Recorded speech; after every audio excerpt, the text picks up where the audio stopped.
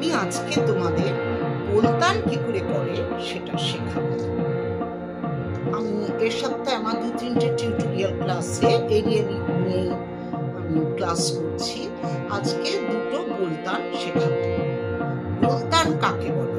বোলতান হচ্ছে রাগে ব্যবহৃত যে বোলগুলো, সেই বোলগুলোকে দিয়ে যখন তান রচনা করা হয় তাকে বলা হয় বোলতান। এখন প্রশ্ন হতে পারে যে বোলতানটা কখন গাওয়া হয়?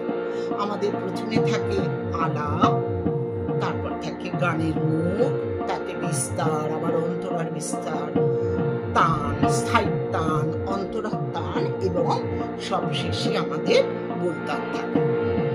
বোলতানটা করা খুব সহজ। তোমরা যে সাধারণ সপাট তানগুলো ব্যবহার করো, অর্থাৎ সপাট তান হচ্ছে স্ট্রেট, নিচ থেকে উপরে যাচ্ছে আরোহণ এবং অবরোহণে সোজাভাবে যে তানগুলো ব্যবহার করা হয়, তার মধ্যে তুমি বোলতান বসিয়ে করলে গানের সৌন্দর্য বাড়ে।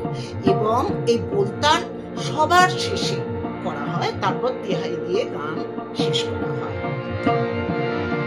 আমার গানের মুখটা উঠছে 5 থেকে 8 মাত্রার গান আর 8 মাত্রার বোলতান।